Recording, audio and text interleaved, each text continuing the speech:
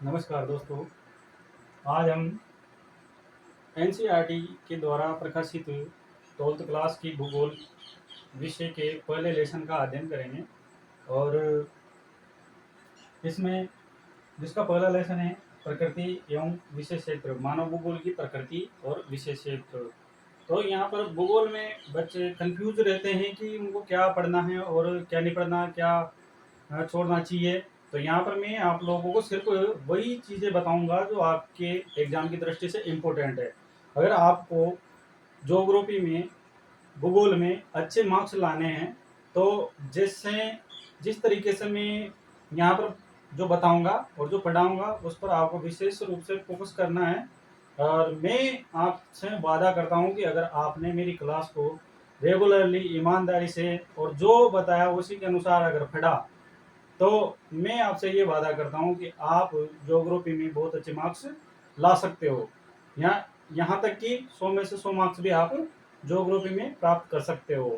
तो उसके लिए आपको रेगुलर क्लास अटेंड करनी है और उसको रेगुलरली पढ़ना है। अपन को ज़्यादा मैटर नहीं पढ़ना है, बुक में बहुत सारा मैटर दे रखा है, तो बुक में से उन्हीं चीज़ों को पढ़ना है जो एग्जाम की दृष्टि से इम्पोर्टेंट है और जो एग्जाम में आ सकती है। तो आपका जैसे है कि ये मानव भूगोल का लेसन फर्स्ट है कि प्रकृति एवं विशेष क्षेत्र, ये कितने मार्क्स का है?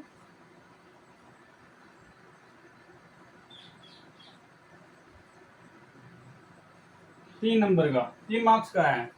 ओनली यहाँ से 3 नंबर के क्वेश्चन पूछे जाएंगे आपसे इस लेसन से। तो सबसे पहले अगर आप अध्ययन कर रहे हो, किसी भी विषय को पढ़ रहे हो, तो उससे पहले आप जान लो कि कौन सा लेसन कितने नंबर का है। तो यही डिसाइड कर देता है कि आपको उस लेसन में कितना पढ़ना है, कितना नहीं पढ़ना है, क्या पढ़ना है, क्या नहीं पढ़ना है, क्या छोड़ना है। वो सब चीजें मार्क्स के ऊपर डिपेंड करती है। तो इस लेसन में फर्स्ट में आपको केवल कुछ ही चीजें पढ़नी है और उनको समझना है।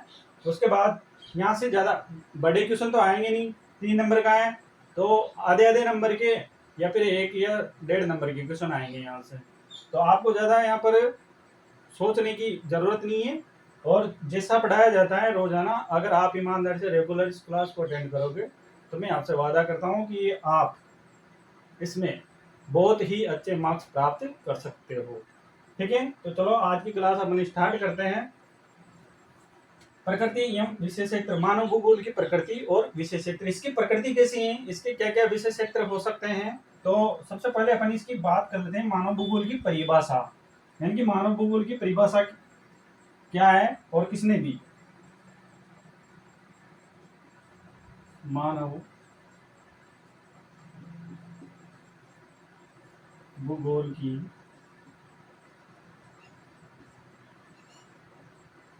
परिभाषा, परिभाषा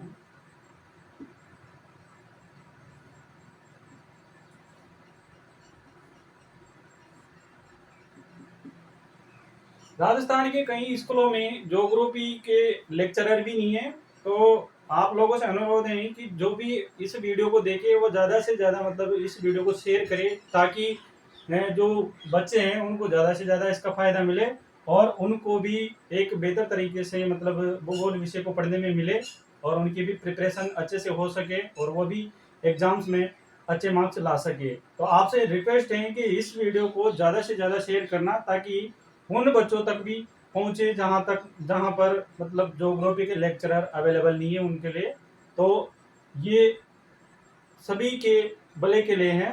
तो आप इसको जरूर शेयर करना अपने जो भी फ्रेंड्स वगैरह हैं और अपने मिलने वाले हैं, जो भी 12th क्लास में हैं, अपने बच्चे या जो भी रिलेशन में जो भी रिलेटिव के बच्चे हैं वो पढ़ते हैं 12th क्लास में, तो उनके लिए इम्पोर्टेंट है ये।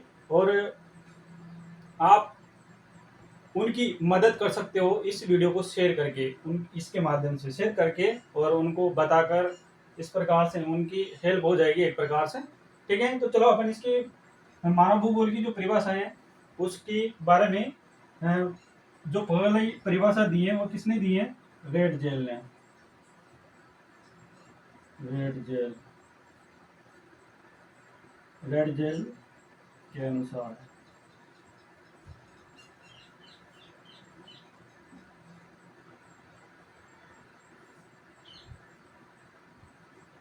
रेड जेल ने मानव भूगोल की क्या परिभाषा दी है? तो रेड जेल ने कहा है कि जो मानव समाज है और धरातल है, उन दोनों के बीच के जो संबंध है उनका संश्लेषित अध्ययन ही क्या है? मानव भूगोल है। यानी कि मानव समाजों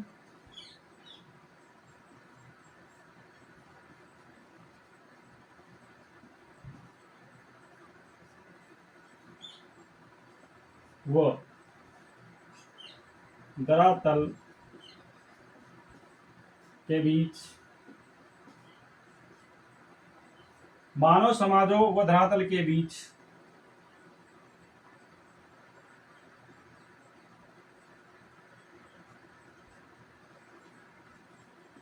संश्लेषित बीच संबंधों का, मानव समाजों व धरातल के बीच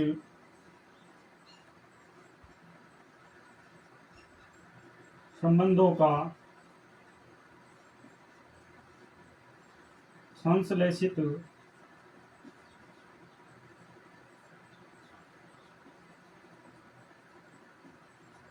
अध्ययन ही मानव भूगोल है। अध्ययन ही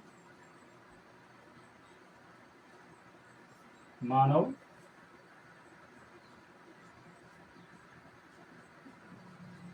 भूगोल है।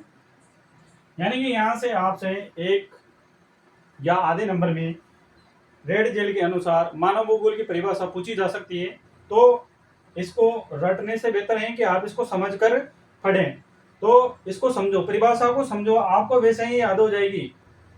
मानव समाजों यानी कि मानव जो समाज है जहां पर मानव निवास करते हैं वो, और धरातल यानी कि जिस पर मानव रहते हैं, यानी कि मानव और धरातल के बीच जो संबंध है, संबंधों का एकत्रित ज्ञान, संश्लेषित का मतलब होता है एकत्रित, एकत्रित ज्ञान का अध्ययन करना ही क्या है? मानव भूगोल है। यानी कि मानव भूगोल के अंतर्गत किसका अध्ययन किया जाता है? मानव, और मानव जिस धरातल पर रह रहा है उस धरातल और मानव के बीच में क्या क्या संबंध हो रहे हैं। तो आपको भी पता है, आप भी इन्हीं मानव समाजों के एक हिस्सा हो और आप भी धरातल पर ही निवास करते हो। तो आपको पता है कि मानव धरातल पर रहकर और किस प्रकार से धरातल के साथ अपने संबंधों को स्थापित करता है और धरातल के साथ क्या क्या क्रियाएं करता है, जैसे कि कृषि कार्य है, सड़क है, बहुत सारे जो कार्य हैं। क्योंकि धरातल के बिना तो जीवन की कल्पना ही नहीं की जा सकती। अगर धरातल नहीं होता तो मानव निवास ही कहां पर करता। यानी कि जो धरातल और मानव के बीच की जो भी क्रियाएं हो रही है वो क्या है? वही मानव भूगोल है। यानी कि ये किसने कहा? रेड जेल ने। तो रेड जेल के अनुसार मानव भूगोल की जो परिभाषा है वो इस प्रकार से है। इसके आगे जो अगली परिभाषा है एलन सी सैंपल की, तो अगली जो परिभाषा है एलन सी सैंपल,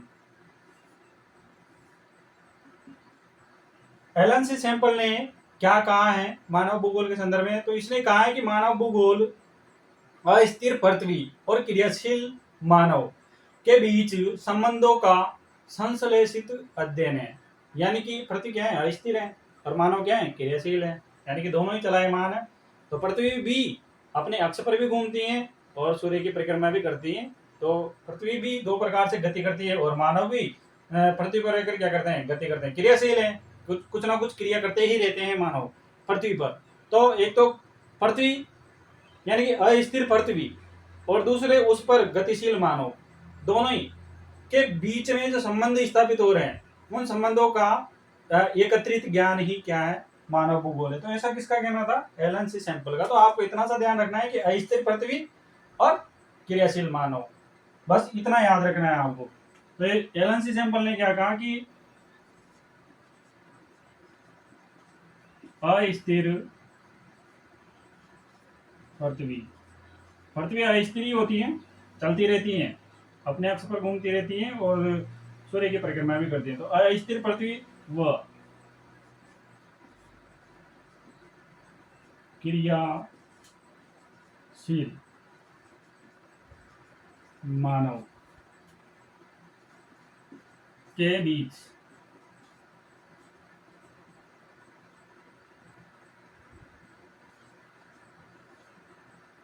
संश्लेषित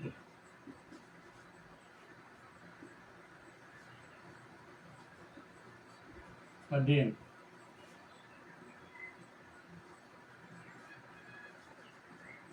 अध्ययन ही मानव भूगोल है।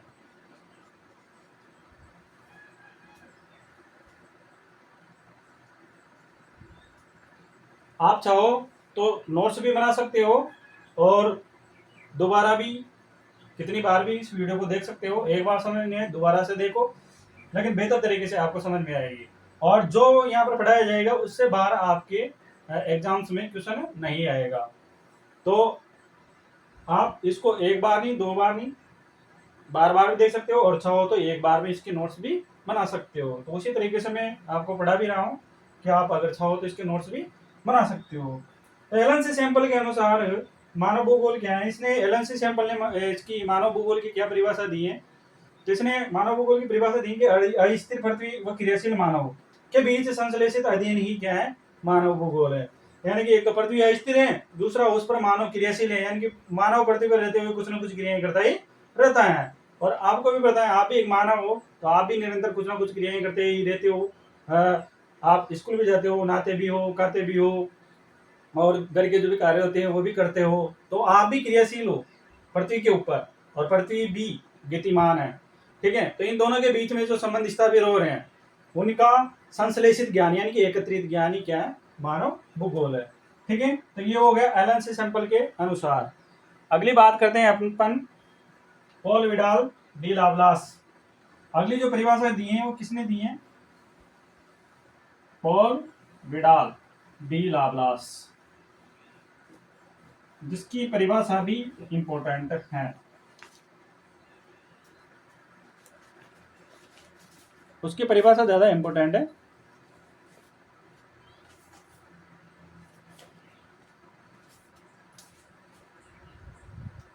Paul Vidal de Laplace.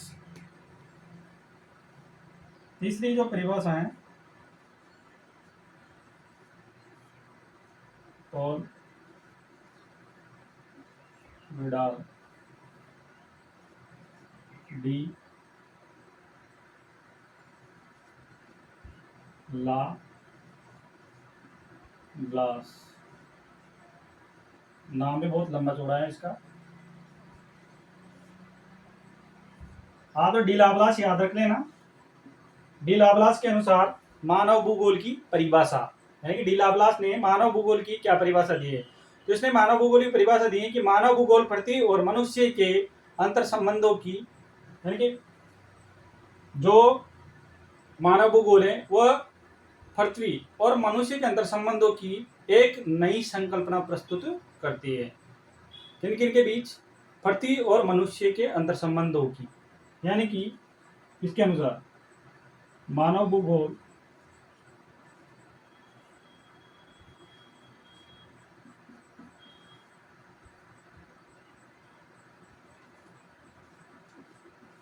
पृथ्वी व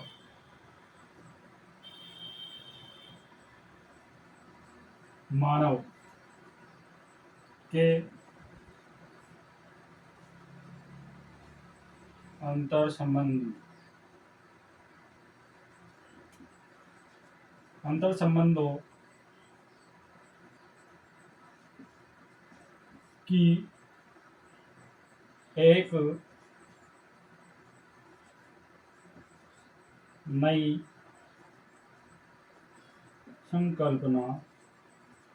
संकल्पना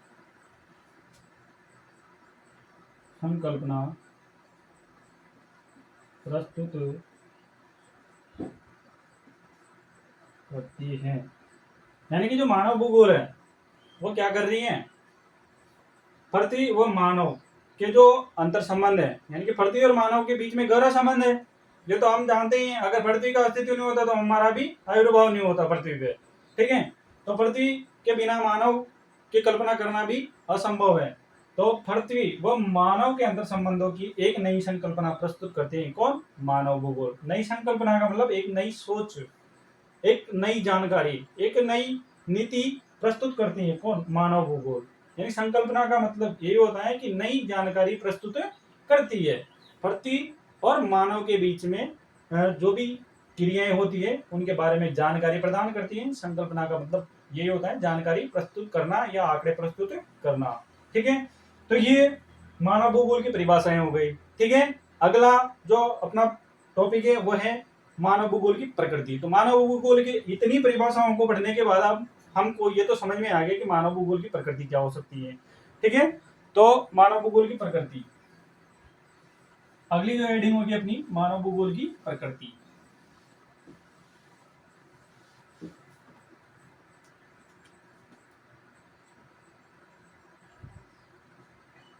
हेडिंग नंबर 2 कर लेना इसको, मानव भूगोल की प्रकृति। प्रकृति का मतलब होता है कि इसका व्यवहार कैसा है। प्रकृति अपन बोलते हैं ना, किसी इंसान का व्यवहार, किसी इंसान के व्यवहार के बारे में बात करते हैं तो व्यवहार के अंतर्गत यही पता चलता है कि मतलब ये इंसान कैसा है, अच्छा है, हंसमुख है, संबंध स्थापित, मतलब लोगों से संबंध स्थापित करने वाला है या फिर अकेला रहने वाला है। तो किस प्रकार का इंसान है, जब हम मिलते हैं बातचीत करते हैं तब उसके व्यवहार के बारे में पता लगता है, यानी कि उसकी प्रकृति के बारे में पता लगता है। तो प्रकृति का मतलब है मानव भूगोल की प्रकृति क्या है। जब हमने इतनी सारी परिभाषाएं पढ़ी हैं, 3 परिभाषाएं पढ़ ली, तो उनको पढ़ने के बाद हम कह सकते हैं कि मानव भूगोल की प्रकृति कैसी है। यानी कि मानव भूगोल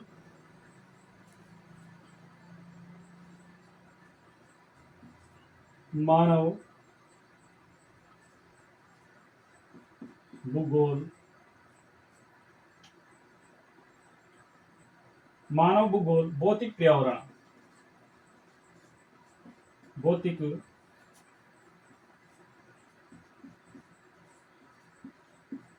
पर्यावरण व मनुष्यों के सांस्कृतिक व पर्यावरणीय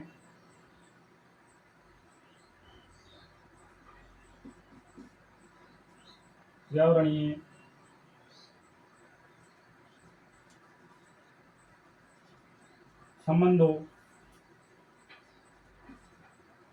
के अध्ययन, संबंधों के अध्ययन के बारे में जानकारी प्रदान करती है। ठीक है, यानी कि मानव भूगोल की प्रकृति कैसी है। मानव भूगोल की प्रकृति यानी कि मानव भूगोल जो है वो भौतिक पर्यावरण, भौतिक पर्यावरण का मतलब पृथ्वी से ही है, यानी कि धरातल, उसमें ही धरातल आ गया और प्रकृति भी आ गई, उसमें पर्यावरण भी आ गया।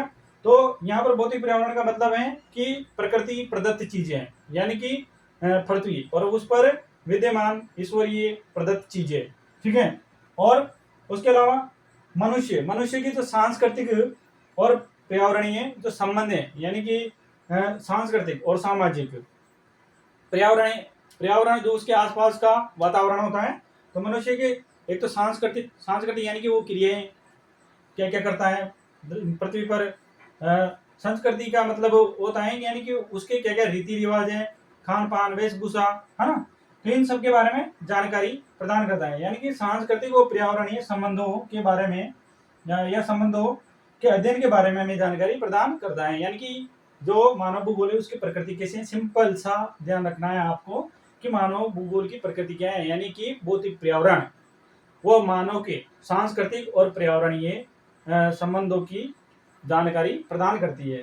ठीक है, तो संबंधों के अध्ययन की जानकारी प्रदान कर रही है हमें कौन, मानव भूगोल। तो ये इसकी क्या हो जाएगी, प्रकृति हो जाएगी। यानी कि इसकी जो मुख्य विशेषता है, प्रकृति का मतलब भी विशेषता होता है ना, तो इसकी जो विशेषता है या इसकी जो मुख्य प्रकृति है वो क्या है, ये है, यानी कि पृथ्वी और मानव दोनों के बीच में जो सांस्कृतिक और पर्यावरणीय जो संबंध स्थापित हुए हैं उनके बारे में जानकारी देना ही मानव भूगोल की प्रकृति है।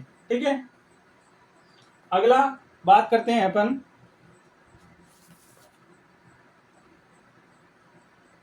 मानव का, ये दूसरा टॉपिक था अपना। अगले तीसरा टॉपिक की बात करते हैं, तीसरे टॉपिक की ओर बढ़ते हैं और जल्दी से अपने लेसन को समाप्त भी करते हैं।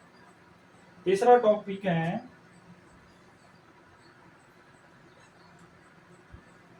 मानव का प्रकृतिकरण।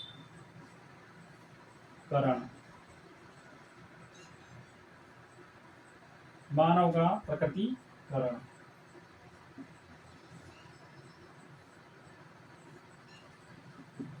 अब मानव का प्रकटीकरण क्या है, पहले तो इसको समझो। यानी कि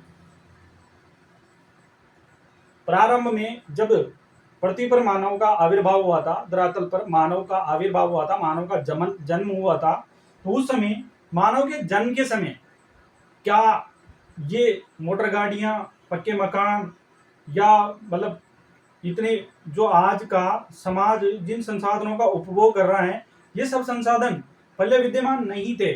ठीक है, यानी कि मानव के पास रहने के लिए मकान भी नहीं था, यानी कि मकानों के भी बारे में मानव को जानकारी नहीं थी।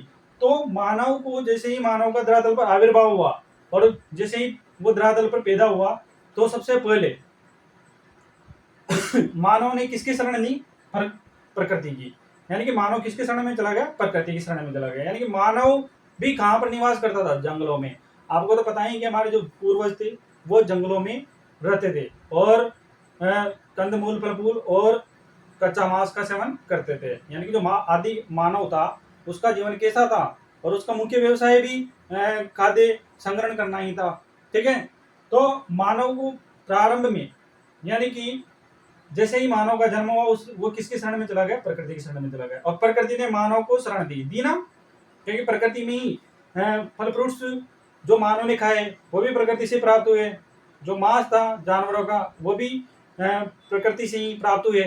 तो और उसके अलावा रहने के लिए जो मानव था, आदि मानव था, कहाँ पर रहता था? गुफाओं में रहता था। तो गुफाएं भी प्राकृतिक रूप से निर्मित थी, तो वो गुफाएं भी किसने दी? प्रकृति ने ही दी।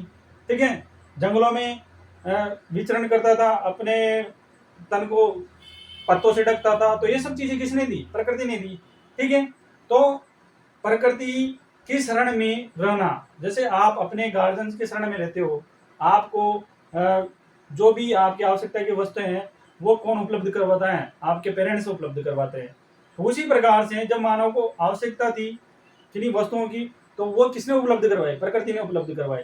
तो आप जिस प्रकार से अपने पेरेंट्स या अपने गार्जियंस के शरण में रहकर और अपने जीवन का निर्वाह कर रहे हो, उसी प्रकार मानव ने प्रारंभ में प्रकृति के शरण में रहकर अपने जीवन का निर्वाह किया। फिर बाद में धीरे धीरे मानव ने तरक्की की, वो अलग बात है, लेकिन यहाँ पर मानव का प्रकृतिकरण, तो प्रकृतिकरण का सिंपल सा मतलब यही है कि मानव का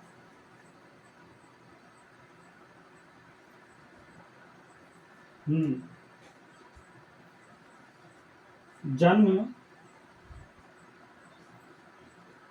के,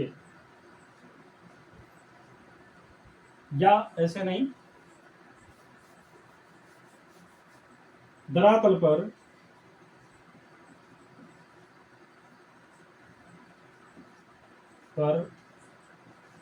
जब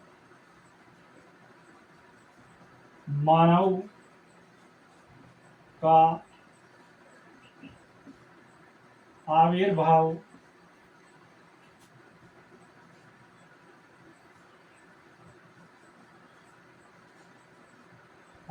का मतलब जब मानव की जो प्रजाति है, जो स्टार्टिंग जो आदि मानव था उनका जब आविर्भाव हुआ धरातल पर, यानी कि धरातल पर जब मानव का आविर्भाव हुआ, तब मानव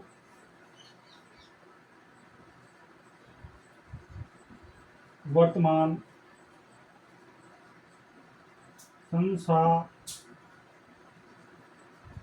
संसाधनों से अपरिचित था और वो अपने जीवन निर्वाह के लिए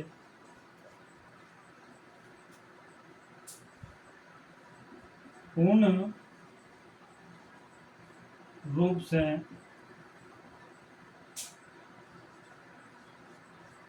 प्रकृति की शरण में चला गया।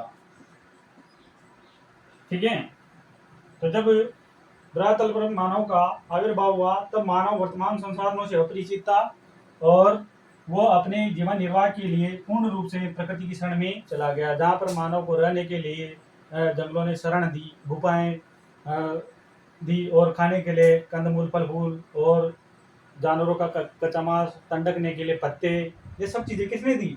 प्रकृति ने ही दी मानव को। ठीक है, तो इस प्रकार से मानव पूर्ण रूप से प्रारंभ में किसके ऊपर डिपेंड था? प्रकृति के ऊपर डिपेंड था। तो मानव प्रारंभ में प्रकृति के ऊपर डिपेंड था और प्रकृति की शरण में चला गया, इसलिए मानव का प्रारंभ में क्या हुआ था? प्रकृतिकरण हुआ था, यानी कि मानव का प्रकृतिकरण हुआ प्रारंभ में। तो प्रकृतिकरण का मतलब समझ में आ गया होगा अब आप लोगों को। अगली बात करते हैं, इसके अंतर्गत कुछ चीजें आती हैं जैसे कि पर्यावरणीय निश्चयवाद। यानी कि पर्यावरणीय निश्चयवाद का मतलब होता है मानव प्रकृति के अंदर या प्रकृति में, ये मानव का प्राकृतिकरण के अंतर्गत ही है पर्यावरणीय निश्चयवाद। थोड़ा सा इस पर भी ध्यान दे लेना आप, क्या है पर्यावरणीय निश्चयवाद, क्या है?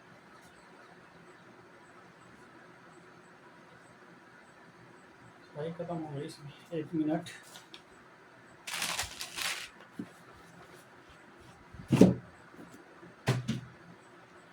साइड डाल लेता हूं मैं। तो पर्यावरणीय जो निश्चयवाद है वो क्या था? एक प्रकार से आदि मानव समाज और प्रकृति की प्रबल शक्तियों के बीच जो क्रियाएं हुई वो पर्यावरणीय निश्चयवाद के अंतर्गत आती है। यानी कि आदि मानव और प्रकृति की प्रबल शक्तियां, प्रकृति की प्रबल शक्तियां कौन कौन सी हैं? जैसे कि बारिश होना, बिजली का चमकना, ये सब क्या है? मानव, आदि मानव इनसे क्या होता था? डरता था, घबराता था, और इस प्रकार से उसने क्या किया? प्रकृति की पूजा करना प्रारंभ कर दिया। इसीलिए हमारे जो आदि जो हमारे पूर्वज थे वो किसकी पूजा करते थे? प्रकृति की पूजा करते थे। क्यों करते थे? क्योंकि उनको डर लगता था इन सब चीजों से, और इनसे बचने के लिए ही वो क्या करते थे? प्रकृति की पूजा करते थे, क्योंकि उनका मानना था कि हम प्रकृति की पूजा करेंगे या इन चीजों की पूजा करेंगे तो हम सुरक्षित रह सकते हैं, वरना हमारी जान को खतरा हो सकता है। तो यही एक प्रकार से क्या था? पर्यावरणीय निश्चयवाद था, यानी कि आदि मानव और प्रकृति की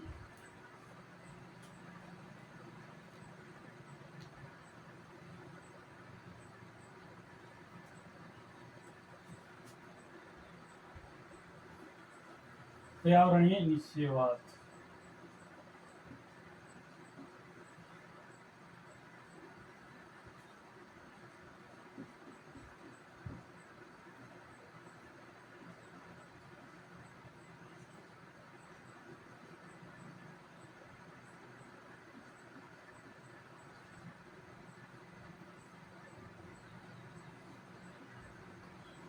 पर्यावरणीय निश्चयवाद क्या है? पर्यावरणीय निश्चयवाद आदिम मानव समाज व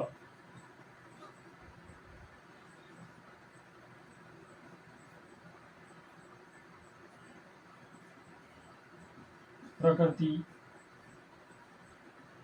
की प्रबल शक्तियां, जैसे कि तेज बारिश है,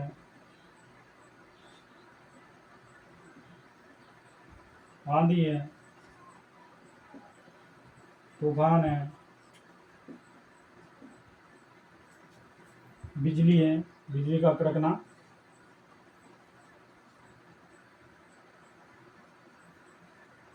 आदि, ये क्या थे?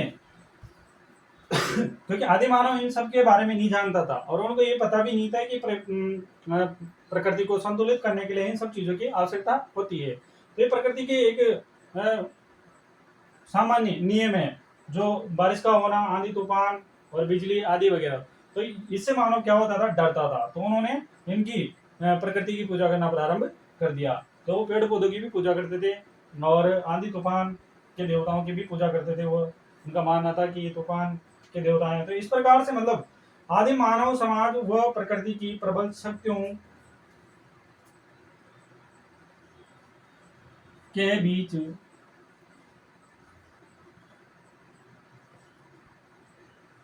अन्योन्य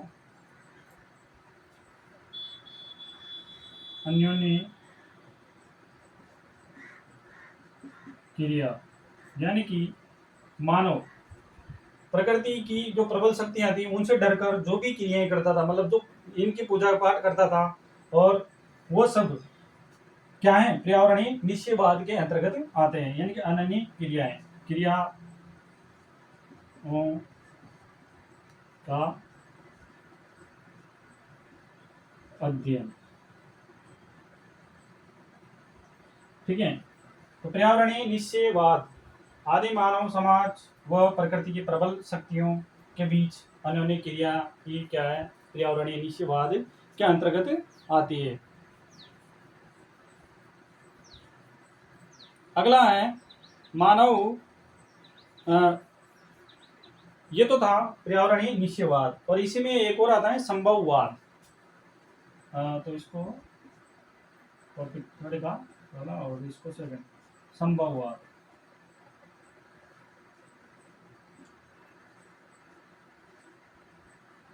संभववाद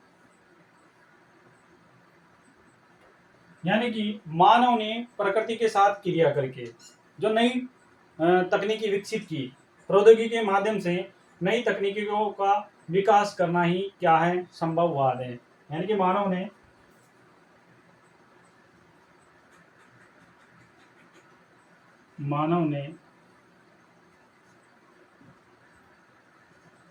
प्रौद्योगिकी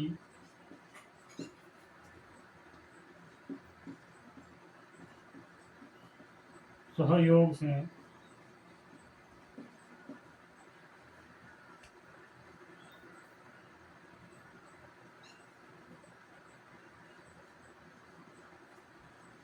प्रकृति के साथ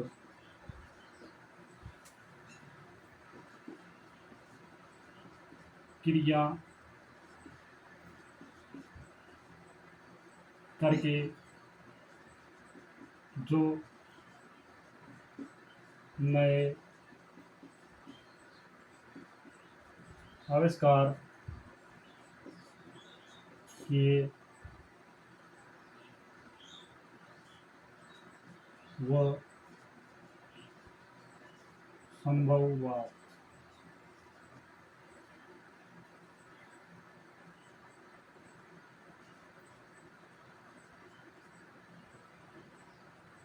संभववाद कहा गया। यानी कि प्रौद्योगिकी के माध्यम से मनुष्य ने क्या किया, नई चीजों का आविष्कार हुआ, आविष्कार किया। यानी कि प्रौद्योगिकी के माध्यम से जो नई चीजों का आविष्कार हुआ, तो ये मानव के लिए क्या हो गया, संभव हो गया। यानी कि प्रकृति पर मानव ने क्या कर ली, विजय प्राप्त कर ली। यानी कि प्रकृति के साथ क्रिया करके, और मानव ने एक प्रकार से, और प्रकृति भी संभववाद को जन्म देती है। यानी कि प्रकृति खुद आकर्षित करती है संभववाद के लिए, यानी कि अवसर उपलब्ध करवाती है। कौन, प्रकृति। जैसे कि संसाधनों की उपलब्धता, अगर संसाधन नहीं हो तो प्रौद्योगिकी का विकास कैसे हो सकता है। यानी कि प्रकृति ही संभववाद को जन्म देती है। तो ये भी आपको ध्यान रखना है कि संभववाद क्या है। संभववाद यह है कि प्रौद्योगिकी के माध्यम से मानव ने प्रकृति के साथ क्रिया करके और नई नई चीजों का आविष्कार किया। तो ये नई नई चीजों का आविष्कार करना मानव के लिए क्या हुआ, संभव हुआ। तो इसीलिए इसे क्या कहा गया, संभववाद कहा गया। ठीक है, अगला है प्रकृति का मानवीकरण। अगला जो हमारा और लास्ट इस लेसन का लास्ट पॉइंट जिसमें आपके 3 नंबर भी कंप्लीट। इससे बाहर कोई क्वेश्चन नहीं आएगा। अगर आपने ईमानदारी से इन चीज़ों को अच्छे से पढ़ लिया तो इसके बाद 3 नंबर आपके पक्के हैं, उनमें से एक भी मार्क्स नहीं कटेगा आपको। तो अगला जो है, क्या क्या पढ़ लिया हमने? मानव भूगोल की परिभाषा, मानव भूगोल की प्रकृति और मानव का प्रकृतिकरण। तो 3 पॉइंट हो गए। चौथा पॉइंट चलेगा अपना प्रकृति का मानवीकरण। प्रकृति का मानवीकरण।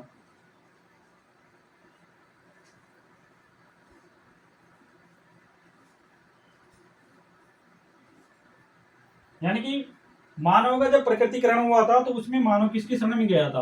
प्रकृति की शरण में गया था। अब यहाँ पर प्रकृति का मानवीकरण हो रहा है, यानी कि यहाँ पर क्या हो रहा है? यहाँ पर मानव ने प्रकृति पर विजय प्राप्त कर ली, और मानव ने प्रकृति पर विजय प्राप्त करके प्रकृति के विपरीत, लाइट चली गई है शायद आपको दिख नहीं रहा होगा,